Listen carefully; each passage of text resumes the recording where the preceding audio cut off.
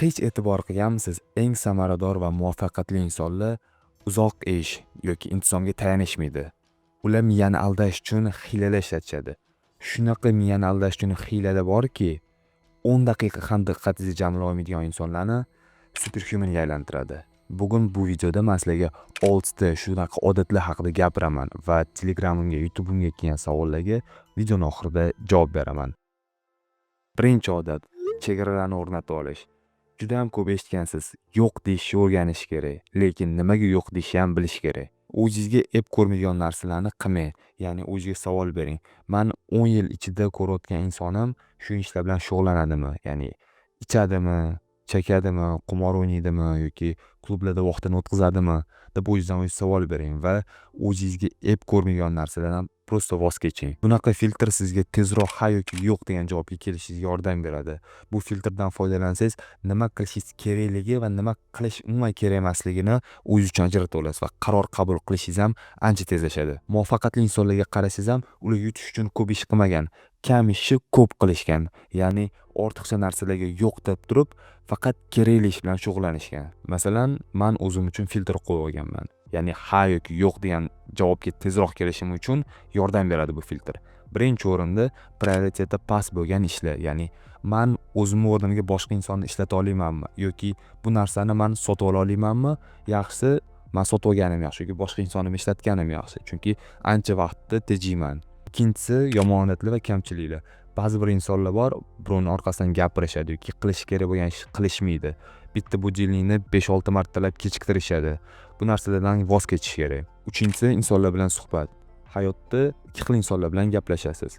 Ya'ni birinchi xildagi insonlar sizdan energiyani oladi, ikkinchi xildagi insonlar sizga energiya beradi. Ya'ni gaplashsangiz ular bilan quvvatingiz oshadi. Va meni biladigan insonlar, ya'ni tanishlarim bilishadiki, birinchi xildagi insonlar oldimizga kelib qolsa yoki men bilan gaplashib qolsa, men iloji boricha chatroq o'tishga harakat qilaman, ular bilan uncha gaplashmayman. Chunki energiyamni ularga ketkazib nima qilaman, mana energiyamni prosta so'rib olishadi. Ikkinchisi diqqatni qo'zg'atish. Ba'zi bir insonlar ularga motivatsiya yetishmasligidan ish qilishmaydi yoki mo'jizani kutishadi. Qaniydi mana shu ishni men hozir qila olsam yoki qilgim kelyapti, lekin anoyim yo'q, xohishim yo'q deb g'alati o'ziga ekskyuzlar berishni boshlashadi. Va flow state'ga tushish shunchalik random emas. Bu dizaynlashtirilgan tizim. Shaxsan men flow state'ga tushsam, atrofdagilarimni hech kimni eshitmayman, nima bo'layotganini bilmayman, telefonimga ham chalg'imayman, faqat ishlayman. Va bu joyga tushish uchun, ya'ni flow state'ga tushish uchun men o'zim uchun tizimni yaratib olganman. Birinchi o'rinda o'tirgan joyimni tozalab olaman. O'tirgan joyimni tozalaganimdan keyin men telefonimni do not disturb modga qo'yaman, ya'ni hech kim meni bezovta qilmasin degan modga qo'yaman. Telefonlar ham tushmaydi menga. Va uchinchisi kofe damlayman. Va mana shu 3 ta narsani qilganimdan keyin men diqqatimni qo'zg'atishni boshlagan bo'laman. Ya'ni miyam biladi, demak hozir qattiq ish bo'ladi, boshqa narsaga chalg'imasligimiz kerak deydi. Uchinchi odat, siz bilan bog'lanish qiyin bo'lsin. Ya'ni siz nimaga ko'p chalg'iysiz? Telefoningizga notification keladi yoki o'rtog'ingiz kelib chaqiradi. Bemalol siz bilan gaplashsa bo'ladi. Ya'ni sizni chalg'itish juda ham oson, chunki har bitta heyga siz javob bergingiz keladi. Siz bilan agar sizga yetish qiyin bo'lsa, unda siz ancha ko'proq diqqatingizni bitta joyga jamlab, bitta joyda o'tira olasiz. Masalan, meni yaqindan taniydigan insonlar bilishadi, menga telefon qilishsa, menga juda ham qiyin tushish. Menga o'rtoqlarim xafa bo'lishadi. Chunki telefon qilaman, ular ko'tarishmasa, keyin qaytib qilishsa menga tusha olmaydi. Uydagilardan ham ko'p gap eshitaman, nega senga tushib bo'lmaydi deb. Chunki telefonimni har doim ovozini o'chiq olib yuraman. Meni kerakli joyda menga xalaqit qilmasligi uchun yoki ovoz yoqiq bo'lsa ham xonaning bir chekkasida turadi. O'shaning uchun sizga qanchalik yetish qiyin bo'lsa, siz shunchalik diqqatingizni ko'proq jamlashga harakat qilasiz va diqqatingiz shunchalik oshib boradi. 4-odat, o'zingizga bosim qo'ying. Umringizda bir marta bo'lsa ham yonayotgan deadline bilan ishlab ko'rganmisiz? Tepangizda menejeringiz turib, yonayotgan tasklarni shunday bo'yningizga qo'yib bergan vaqtda, hamma narsani o'zi monitoring qilib turgan vaqtda ishlab ko'rganmisiz? Xayolingizga hech narsa kelmaydi. Na telefonga chalg'ish, na o'rtoqlaringiz xayolingizga kelmaydi. Faqat va faqat mana shu taskni bajarsam-u, deadlinelar yopilsa. Nega? Chunki bosim berib turgan bo'ladi. Mana shu bosimni nega bizga yaxshilikka ishlashini o'zingiz bilasizmi? O'ylab ko'rmaganmisiz? Chunki oqibati sizga zararga o'ynalishini bilasiz. Yaqinda o'rtog'im bilan trenirovkadan qaytayotganimizda, ya'ni men уже kiyinib bo'ldim, o'rtog'im hali kiyinyotdi. Men ozgina kutib qoldim uni va so'radim undan: "Armiyada ham shunaqa sekin harakatlanarmiding?" deb so'radim. Keyin u aytdi: "O'tdagi bosimdan men qanaqa qilib kiyinib safga turganim esimda bo'lmaydi. Ya'ni shu darajada bosim katta bo'ladiki, men ani ham qilib o'tirmayman dedi. O'ylab ham o'tirmayman. Hech narsa xayolimga kelmaydi, даже eslolmayman ham qanaqa bo'layotganini, qanaqa turib olganimni eslolmayman. Chunki u 14 oy Buxoroda maxsus vazifalarni bajaruvchi askar bo'lib xizmat qilgan va shuncha vaqtda ham u bosim, uni komandirlar tomonidan qo'yilgan bosimi unga mana shunaqa darajada yaxshi rezultatlarni olib kelishga yordam bergan. Ya'ni tez kiyinib, tez safga turishga olib keladi. Va o'zingizga qo'ygan bosimni siz har doim kontrolda ushlashingiz kerak. Ya'ni bu narsaga ikkita narsa yordam beradi. Ya'ni periodlarni kichkinalashtirish, ya'ni deadline'larni kichkinaroq vaqtga qo'yish. Masalan, o'zingizga o'zingiz 1 oy vaqt berdingiz, qaysidir task ustida bajarishga 1 oy vaqt berdingiz, uni kamaytiring 15 kunga. O'shanda siz o'zingizga o'zingiz bosim qo'ygan bo'lasiz. Va ikkinchisi, qilinmagan taqdirda qanaqadir o'zingizga jazo berasiz. Masalan, dietadasiz va nimadir yeb qo'ydingiz, o'zingizga o'zingiz jazo berasiz. Borib men 5 kilometr yugurishim kerak, mana shu narsani yeb qo'ydim yoki 10 kilometr yugurishim kerak, marafonda qatnashishim kerak. O'zingizga o'zingiz jazo berishni boshlaganingizdan keyin o'zingizga bo'lgan mas'uliyatingiz ham, o'zingizga bo'lgan hurmatingiz ham oshib boradi. 5-inchisi, hayotingizni o'yinga aylantiring. G'alati eshitilishi mumkin, lekin o'ylab ko'rganmisiz, o'yinlar nega bu darajada sizni qaram qilib qo'yadi? Chunki har safar yangi bosqichga o'tsangiz, keyingi bosqich qiyinlashib boradi va siz progress ko'rib borasiz. O'ynayotgan personajingizda progress ko'rib borasiz. Ya'ni kuchayib boradi, ya'ni yangi avtomatlar, yangi branjiletlar, yangi bilmagan kaskalar, har xil narsalar sizni kuchaytirib boradi.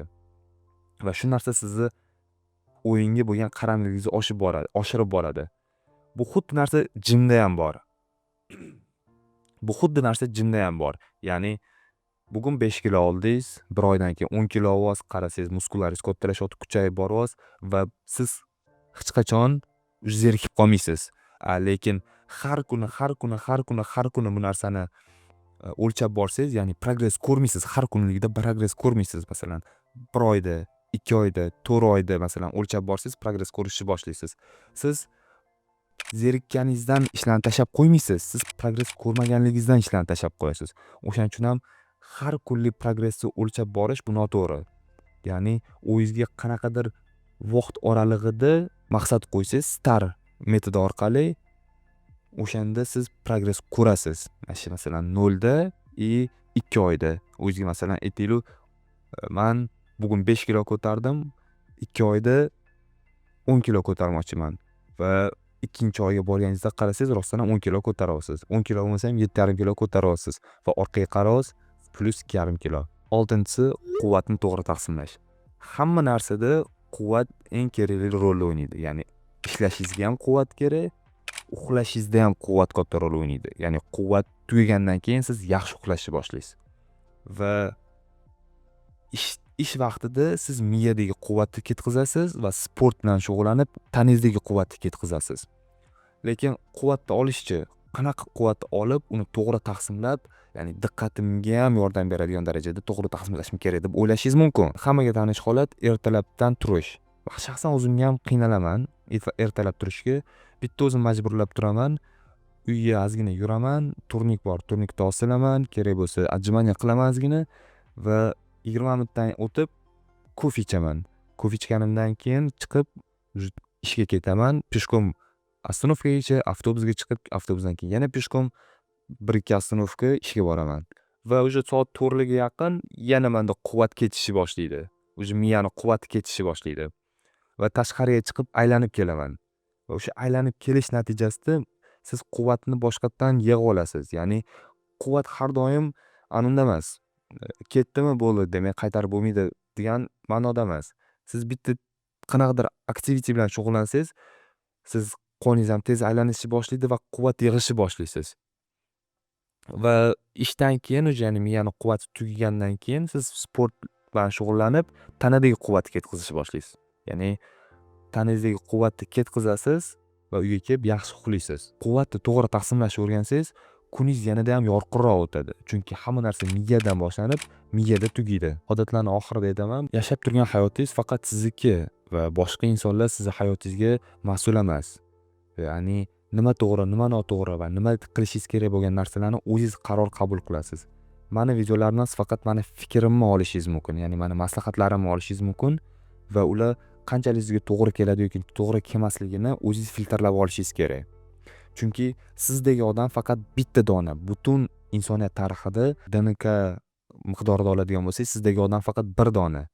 Ya'ni 0.001% даже DNKingizda o'zgarish bo'ladigan bo'lsa, butterfly effekti, ya'ni kapalak effekti orqali House teoriyasiga muvofiq siz juda ham unikalniy inson hisoblanasiz, ya'ni yagona inson hisoblanasiz. O'shaning uchun qaror qabul qilish faqat o'zingizdan. Ya'ni hamma narsani qisqib ko'rishingiz kerak. Bu o'xshamadimi? Bu o'xshamadimi? Bu. Ya'ni bitta kiyim kiyib ko'rganingizdan keyin u to'g'ri kelmasa, boshqa kiyimlarni kiyish kerak emas deb o'ylamaysizku. Ya'ni boshqa kiyimlarni ham kiyib ko'rasiz va o'ziga yoqqanini kiyib chiqib ketasiz. O'shaning uchun siz asosiysi yo'lingizda to'xtab qolmang. Chunki sizning maqsadlaringiz yo'lingiz oxirida sizni kutib turibdi. Endi social mediadan kelgan savollarga o'tamiz. Birinchi savol, your current stack.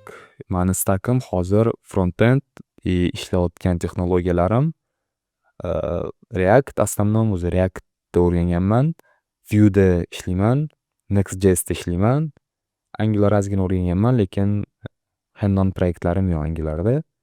Backenddan ozgina xabarim bor. Node.js'da kod yozganman, Next.js'da, Express'da ham ozgina narsa ko'targanman. Ikkinchi savol, expectation versus reality at work. Juda ham zo'r savol. O'zimda ham ko'p bo'lgan bu narsa. Masalan, ikkinchi ishimda ham, uchinchi ishimda ham, Abdulaziz ham, Click'da ham expectationlari qanaqa bo'lgan, reality qanaqa bo'lgan. Expectationda o'ylaysiz, omad kiraman, zo'r proyektlar, короче, yorib yuboraman, men zo'r narsalar o'rganaman, progress cho'tki bo'ladi, tez bo'ladi deb o'ylaysiz. Lekin mana bunaqa katta kompaniyalarga kirsangiz, progress sekin bo'ladi, tan olish kerak. Anular ham siz o'ylaganchalik zo'r bo'lmaydi proyektlar ham. Bo'ladi, bo'lib qoladi proyektlar, yaxshi proyektlar, masalan, noldan ko'tarish kerak bo'lgan proyektlar, qiziq proyektlar bo'lib qoladi, lekin baribir shunaqa tochkaga borasiz, уже bo'ldi, proyektda qiziq qolmaydi. Ya'ni har doim ham ish zo'r emas. Ish ko'pincha zerikarli. Shu narsani yodda tutinglar, ish ko'pincha zerikarli. Ish har doim ham qiziqarli, ya'ni ayniqsa programmistlarning ishi. Kodni ichida anu bo'lasizlar.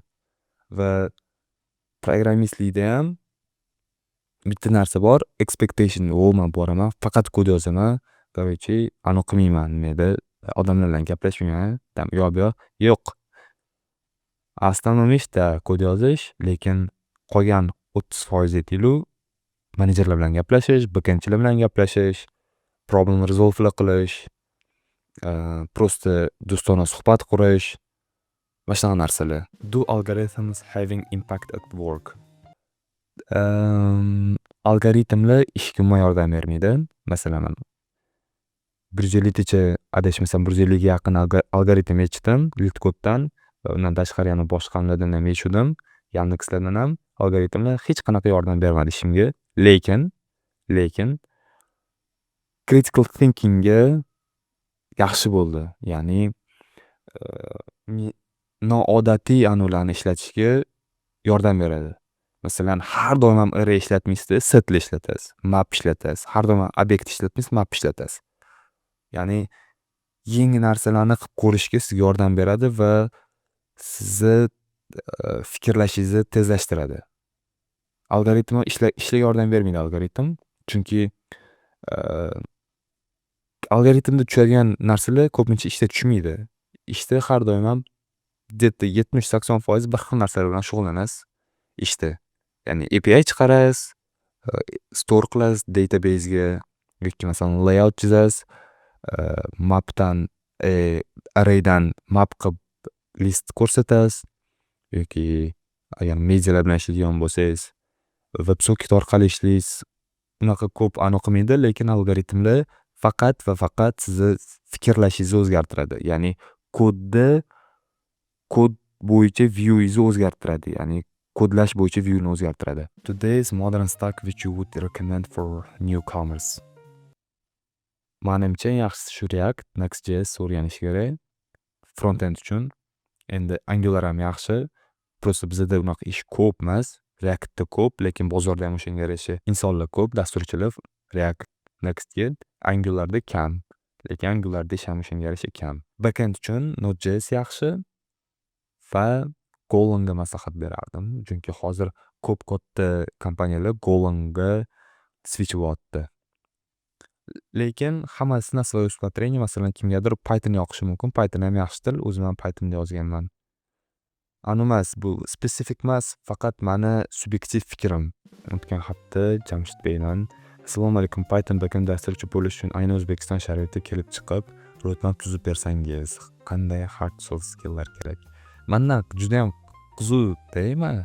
Endi bitta ikkita video, hamma videolarimda ham aytmayman, men frontend dasturchiligimni va ko'p insonlar meni negadir backend dasturchi deb o'ylaydi. Bugun ham bitta bolani avtobusda ko'rib qoldim va mendan siz backendchiman deb o'yladim dedi. Tanib qoldi meni. Siz backendchiman deb o'yladi dedi. Lekin men insonlar frontend dasturchiman, LinkedIn'ni ham qoldirganman. Men frontend dasturchisiman. Lekin backend dasturlashni ham o'rganganman. 100% men backendchiman deb backend bo'yicha men tavsiya bera olmayman, chunki men o'tda hand-on experience'im yo'q. Lekin xabarim bor. Hard skilllarga aytaman, Python'ni basic'larini o'rganing, Fast API, Django'larni o'rganing, database'lar bilan ishlashni o'rganing va yog'iga o'rganganingizdan keyin meni maslahatim kerak bo'lmay qoladi. Chunki mana shu narsadan o'rgansangiz, dalisha o'zingiz olib keta olasiz. Soft skilllarga kameraga gapirishni o'rganing. Kameraga gapirishni o'rgansangiz, ancha so'zlar ketadi. Menda ham birinchi videolarimni ko'rsangiz, juda ham ko'p unaqa va gapirishim ancha rivojlangan videolardan ko'raman va insonlar bilan tanishishni o'rganing. Agar menga kimdir kelib gapirsa, men xursand bo'lib, hech qanaqa tortinmasdan, anchadan beri bilgan tanishdek bemalol gaplasha olaman. Shunaqa siz ham любой inson bilan anchadan beri bilgan insondek bemalol gaplashishni o'rganishingiz kerak. Erkak kishi uchun mana shu 3 ta narsa hech qachon modadan qolmaydi. Birinchi o'rinda yaxshi kiyinish, ya'ni minimalistik darajada kiyinish. Ya'ni men bu vulgarni emas, ya'ni men bu Gucci emas, oddiy klassik kiyinish.